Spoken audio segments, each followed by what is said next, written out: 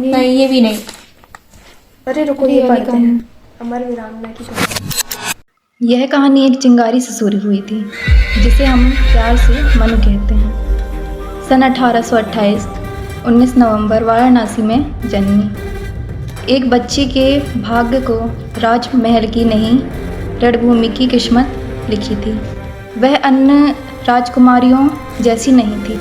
जब लड़कियां गुड़ियों से खेलती थी, वह अपने पिता मोरोपंत तांबे के साथ घुड़सवारी और तलवारबाजी का अभ्यास करती थी। उसने बचपन में ही सीख लिया था कि एक स्त्री केवल सौभाग्य नहीं, शक्तिशाली का प्रतीक हो सकती है। एक मिनट, तो क्या उनका जीवन पूरा ऐसे ही बीत गया था? मतलब उनका कोई परिवार? सन 1842 में उनका विवाह झांसी के महाराजा गंगाधर राव नेवलकर से हुआ और वह रानी लक्ष्मीबाई कहलाई। झांसी के किले में खुशियां आई, पर जल्द ही दुख ने दस्तक दी। कुछ समय बाद उनका नवजात पुत्र चल बसा और फिर नवंबर सन 1853 में महाराजा भी परलोक से धार गए। परिवार में रानी ने अपने गोद लिए दस्तक पुत्र दामोदर राव के साथ थी।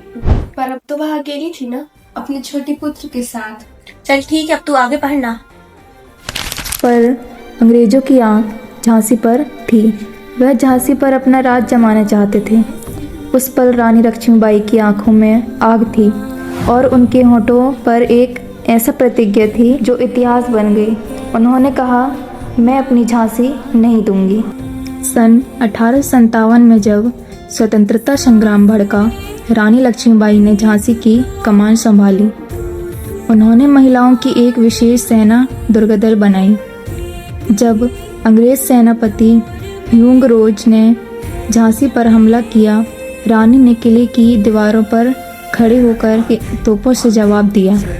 लेकिन जब झांसी हाथ से निकल गई, वह अपने बेटे को पीठ पर कसकर बांधकर अपने भरोसेमंद घोड़े बादल पर सवार झांसी से निकल गई। रानी का सफ़र कालपी से ग्वालियर तक रहा।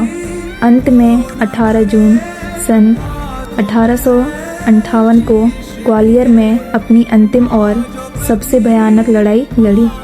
तलवार टकराई, गोलियां चली और रानी लक्ष्मीबाई रणभूमि में लड़ते लड़ते वीर गति को प्राप्त हुई।